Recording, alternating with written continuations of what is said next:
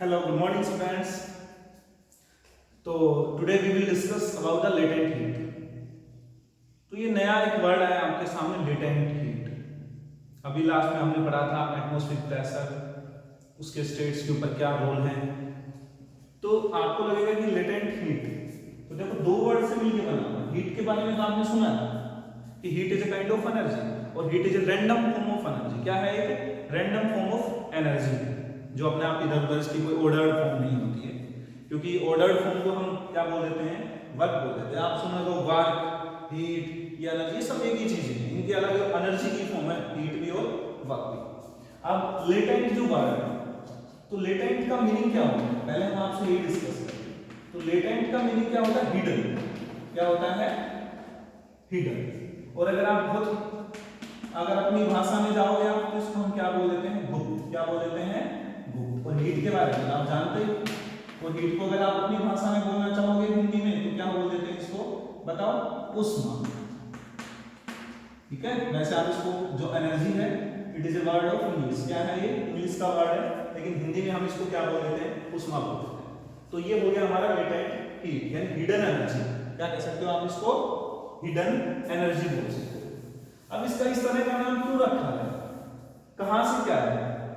देखो जनरली क्या होता है कि आप किसी भी चीज को हीट देते हो यानी कि एनर्जी देते हो, तो उसमें क्या होगा, सिंपल सा है, टेंपरेचर क्या होने लगता है, इंक्रीज होने लगता है. नो डाउट आपको पता है, जब भी आप क्या करते हो, हीट सप्लाई करते हो.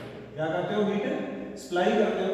तो हीट सप्लाई करते टाइम क्या होने लगता है, टेंपरेचर इंक्रीज होने लगता है. नो डाउट आपने देखा होगा, जब आप पानी को गर्म कर रहे होते हो, वाटर को हीट कर रहे होते हो, उसको एनर्जी दे रहे होते हो, नीचे से हीट एनर्जी दे रहे हो, तो रेगुलरली क्या हो रहा होता है, उसका टेंपरेचर इंक्रीज होने लगता है. लेकिन ऐसा देखा जाता है, आपने कभी ट्राई भी करना कि हमारे पास जैसे आइस और वाटर कि 0 डिग्री जो सेल्सियस है उसके ऊपर आइस भी होती है और 0 डिग्री सेल्सियस पे क्या होता है, वाटर होता है. अब आप फर्क देखो कि वाटर से, आइस से वाटर बना है और हम उसको क्या कर रहे हैं, हीट एनर्जी दे रहे हैं, लेकिन टेम्परेचर हमेशा कितना शो हो रहा है, 0 डिग्री. कि 0 डिग्री सेल्सियस ही है टेम्परेचर. जैसे ही आइस से वाटर बन रहा है तो टेम्परेचर चेंज होना चाहिए. बताओ होना चाहिए कि नहीं होना चाहिए, बिल्कुल होना चाहिए, क्योंकि हम उसको हीट एनर्जी देने लगा था, लेकिन नहीं हो रहा है. ऐसे ही क्या है कि वाटर है और वेपर्स है. अब जब आप इसको क्या करते हो, बॉयल करते हो, तो यहाँ पे 100 डिग्री सेल्सियस टेम्परेचर पे वाटर क्या होने लगता है, बॉयल होने लगता है.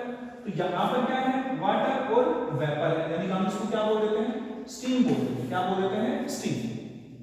तो दोनों का टेम्परेचर सेम क्यों आ रहा है, क्योंकि इससे भी इसका टेम्परेचर क्या होना चाहिए, ज्यादा होना चाहिए.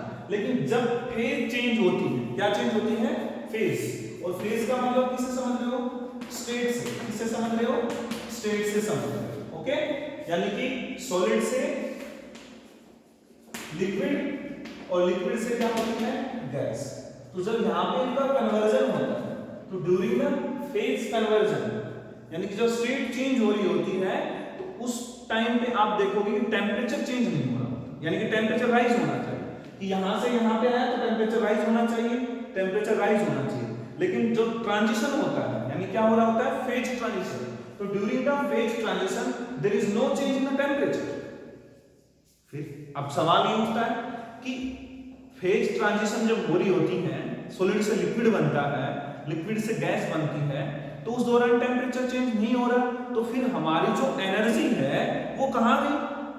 ये तो बड़ा कमाल का सवाल है ना, कि आप क्या कर रहे हो, कुछ खा भी रहे हो लेकिन अंदर कुछ हो ही नहीं रहा. यानी कि आपका मीनिंग सिंपल सा क्या होता है यहां पे, कि अगर आपके हाथ में मैंने कुछ रखा है तो वो दिखना चाहिए. ऐसा तो है नहीं कि वो नहीं दिख रहा है, यहां तो ऐसा ही हो रहा है. तो फिर क्या हुआ, आप खुद सोच के देखो कि वो जो हमारी हीट है, जो एनर्जी है जो हमने दी है ड्यूरिंग द फेज ट्रांजिशन, वो कहां गई. अब कुछ तो ऐसा है, समझ रहे हो नहीं समझ रहे हो, कि अगर हम मार्केट में गए और दुकान वाले के पास जाके देते हैं कि भाई साहब ये लो मेरे 200 रुपए और इसको है ना आप एक पैकेट में डाल के दे दो. तो जनरली क्या होता है कि आपने 200 रुपए दिए लेकिन पैकेट में 200 डल के नहीं आए. तो फिर सोचो क्या, मैंने 200 दिए थे और 200 डल के नहीं आए तो कहां चले गए मेरे बाकी. अब ये भी तो हो सकता है कि उसने 10 रुपए पैकिंग के काट लिया हो। जनरली आपने देखा होगा जो शादी ब्याह का प्रोग्राम होता है उसमें जब माला बनवाई जाती है तो आप दुकानदार से जाके बोल देते हो भाई मेरे ये ना 11,000 की माला बना दो, तो वो आपसे बोलता है मैं तो 12,000 लूंगा। अब आपने रुपए 12,000 दिए लेकिन आए कितने आपके पास है 11,000, तो वो 1,000 कहाँ चले गए? तो सिंपल सा है कि वो किस में चला गया, वो पैकिंग में चला, किसमें चला गया, पैकिंग में। तो यहां भी कुछ ऐसा ही है क्या कि हम हीट दे रहे हैं लेकिन देने के बाद में हमें दिख नहीं है, टेम्परेचर हमारा नहीं बढ़ रहा, तो क्या हो सकता है, कहीं ना कहीं और भी तो लग सकती है। हाँ, तो ऐसे आप ढूंढो कि ऐसी कौन सी जगह है कि जब फेज को ट्रांजिट कर रहे होते हैं, ऐसा क्या है कि जहां पे कोई दूसरी जगह भी है वहां पे हमारी हीट एनर्जी क्या हो सकती है, यूटिलाइज हो सकती है। बात समझ रहे हो मैं क्या कहना चाह रहा हूं कि क्या कोई ऐसी है कि आप चेक करो कि जो सॉलिड है, सॉलिड से जब हम लिक्विड बना रहे हैं, इसको लगातार अगर हम हीट दे रहे हैं, एनर्जी दे रहे हैं, तो क्या ऐसा होता है ड्यूरिंग द फेज ट्रांजिशन कि हमारी एनर्जी को किसी दूसरी जगह पे भी लगना पड़ सकता है, यानी वहां भी उसको क्या है, अपना एफर्ट लगाना पड़ेगा। तो बड़ा कॉमन सा है, अगर आप देखोगे ध्यान से तो देखो सॉलिड में क्या हो रहा होता है कि ये सॉलिड के अंदर जो सब्सटेंसेस है वो क्लोजली पैक्ड होते हैं। कैसे पैक्ड होते हैं, क्लोजली पैक्ड होते हैं। अब जब ये क्लोजली पैक्ड होते हैं लेकिन लिक्विड के अंदर क्या होते हैं, इनके बीच में थोड़ा गैप होता है, यानी कि यहाँ पर बहुत स्ट्रॉन्ग फोर्स ऑफ अट्रैक्शन होता है और यहाँ पर इतना स्ट्रॉन्ग नहीं होता है।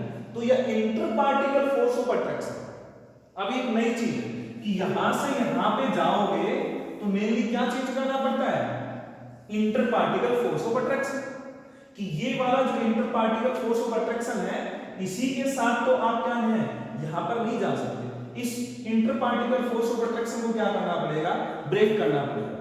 तो एक्चुअल में क्या होता है कि जब फेज ट्रांजिट हो रही होती है, ऐसे कि आप लिक्विड से जब गैस में जाओगे तो वहां पार्टिकल्स के बीच में क्या है और भी poor inter particle force of attraction होता है। तो सॉलिड से लिक्विड में अगर आपको जाना है तो इस inter particle force of attraction को ब्रेक करना पड़ेगा, क्योंकि जब तक वो आइस जो है, अभी आपको पता है कि 0 डिग्री सेल्सियस के ऊपर जो आइस है उसमें कन्वर्ट होने लगती है, वाटर में कन्वर्ट होने लगती है। तो इससे तो पहले जो टेम्परेचर है बिलो है -1 डिग्री सेल्सियस है, -2 डिग्री सेल्सियस है, यहाँ पर तो क्या है वो तो सॉलिड ही होता है, बट इस टेम्परेचर पे आने के बाद क्या होने लगता है, इसको एकदम से ब्रेक करना पड़ता है। तो हमारी कुछ जो एनर्जी है, जो आप हीट एनर्जी दे रहे हो, वो एक्चुअल में क्या है कि इस inter particle force of attraction को ब्रेक करने में यूज हो जाती है। और जब वो ब्रेक करने में यूज होती है तो वो किस में शो नहीं होगी, वो फैक्टर किस में शो नहीं होता है, वो टेम्परेचर में शो थोड़ी ना होगा, क्योंकि वो तो एक ही काम करेगी ना, या तो आप उसकी वजह से टेम्परेचर इंक्रीज कर दो या फिर आप उसकी वजह से इस फोर्स ऑफ अट्रैक्शन को ब्रेक कर दो। तो जहां पर फेज ट्रांजिशन हो रहा होता है वहां पर क्या होता है, अब आपको ये समझ में भी आ जाएगा कि ये आइस है और ये आपके पास वाटर है। अब यहां भी टेम्परेचर कितना है 0 डिग्री सेल्सियस और यहां भी कितना है 0, यानी कि ice eight 0 degree Celsius, water at 0 degree Celsius. But फर्क क्या है दोनों में कि यहां पर और यहां पर एनर्जी का डिफरेंस है। किसका डिफरेंस है, एनर्जी का, क्योंकि हमने कुछ एनर्जी जो इसको दी है वो एनर्जी क्या करती है, इसके फोर्स ऑफ जो inter particle force of attraction है उसको ब्रेक करने में यूज होती है। तो अब आप समझ सकते हो यहां से कि वाटर के जो पास है at 0 degree Celsius more energy होती है, टेम्परेचर दोनों का सेम है बट एनर्जी इसके पास ज्यादा है। क्यों है ज्यादा, अब आप समझ गए होंगे, क्योंकि इसको इसमें कन्वर्ट करने के लिए हमने ये inter particle force of attraction को ब्रेक किया है, और इसको ब्रेक करने के लिए हमने क्या की है, एनर्जी दी है, और ये जो एनर्जी है उसकी वजह से क्या है, ये दूर हो गए बट उनकी वजह से टेम्परेचर में कोई डिफरेंस नहीं आया है। तो इस तरह की जो एनर्जी होती है जो टेम्परेचर इंक्रीज नहीं कर पा रही है, उस एनर्जी को हम क्या बोल देते हैं, लेटेंट हीट बोल देते हैं। क्या बोल देते हैं, लेटेंट हीट। और अब आप समझ भी गए होंगे कि हमने लेटेंट हीट क्यों बोला है, क्योंकि ये हिडन है, ये दिखाई नहीं देगी, क्योंकि अगर ये टेम्परेचर इंक्रीज कर देती तो हमें दिख जाती, बट यहाँ पे टेम्परेचर इंक्रीज नहीं हो रहा है, तो इस मींस इसको हमने क्या नाम दिया है, हिडन एनर्जी। और उस हिडन के का जो लेटेंट वर्ड है वो क्या होता है, लेटेंट होता है। तो यहां से आपको पता लगा होगा कि एक्चुअल में लेटेंट हीट क्या होती है, कि during the phase transition the energy is required to overcome the inter particle force of attraction. That's kind of energy is known as latent heat. Same है, यहां भी तो क्या है, इंटरपार्टिकल फोर्स ऑफ अट्रैक्शन है, बट यहां पर बहुत ही वीक है। तो आप देखोगे कि जैसे लिक्विड से एकदम से जो गैसेस फेज में जाएंगे तो यहां दोबारा से क्या होता है कि ये जो इंटरपार्टिकल फोर्स ऑफ अट्रैक्शन है इनको क्या करना पड़ेगा, ब्रेक करना पड़ेगा, तभी ये क्या है बिल्कुल फ्रीली क्या कर सकते हैं, यहाँ पे मूव कर सकते हैं। तो फिर यहाँ पे क्या करना पड़ेगा, दोबारा आपको एक एनर्जी देनी पड़ेगी, यानी कि ये वाटर अगर 100 डिग्री सेल्सियस पे है और ये जो स्टीम बनी है आपकी ये भी कितने के ऊपर है, 100 डिग्री सेल्सियस पे। तो बेसिकली दोनों का टेम्परेचर तो सेम है, बट यहाँ दोनों की एनर्जी में क्या है, डिफरेंस है। क्यों है डिफरेंस, क्योंकि यहाँ पर जो एनर्जी एक्स्ट्रा दी गई थी उसकी वजह से टेम्परेचर नहीं बढ़ा है, बट उसकी वजह से क्या है, इनके बीच के फोर्स ऑफ अट्रैक्शन वीक हो गए हैं बहुत ही ज्यादा, और वो एनर्जी इसके पास है लेकिन इसके पास वो नहीं है। इस वजह से स्टीम के पास ज्यादा एनर्जी होती है at 100 degree Celsius, but water जो होता है 100 डिग्री सेल्सियस उसके पास उससे कम एनर्जी होती है। तो अब आपको दो बातें ध्यान में समझ में आई होंगी कि जो फेज ट्रांजिशन हो रहा होता है तो उस दौरान क्या हो रहा होता है कि हमें एक इंटरपार्टिकल फोर्स ऑफ अट्रैक्शन है उसको ओवरकम करने के लिए एनर्जी देनी पड़ती है, उसी एनर्जी को हम क्या बोल देते हैं, लेटेंट हीट बोल देते हैं। बात समझ में आ गई कि लेटेंट हीट क्या होती है, और जो ये लेटेंट हीट है इसकी हम अब आगे एप्लीकेशन पढ़ेंगे, तो पहले हम इसकी डेफिनेशन लिख लेते हैं कि लेटेंट हीट आप क्या बोलोगे, कि the amount of heat energy required to overcome the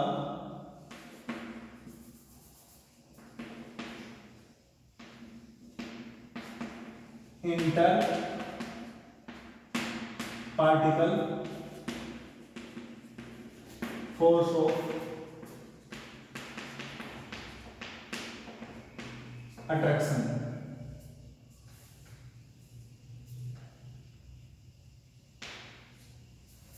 is known as latent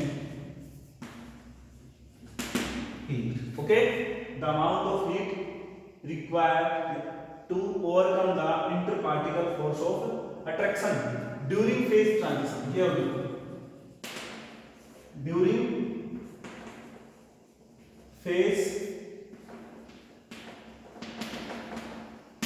transition, ठीक है, ये होता है during phase transition is known as latent heat.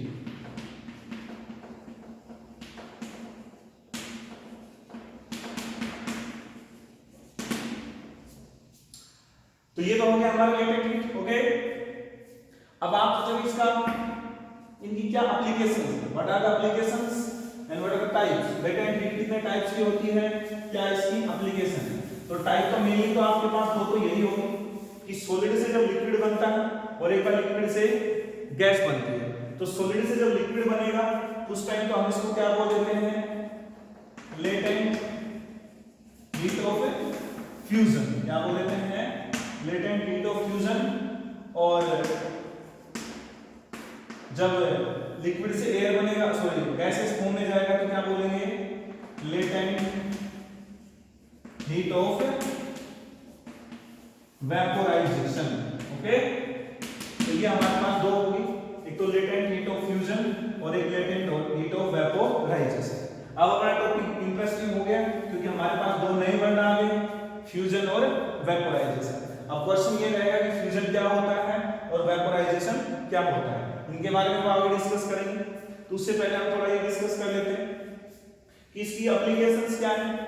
तो आपने जनरली देखा होगा कि वाटर होता है 0 डिग्री सेल्सियस पे और आइस होती है 0 डिग्री सेल्सियस पे।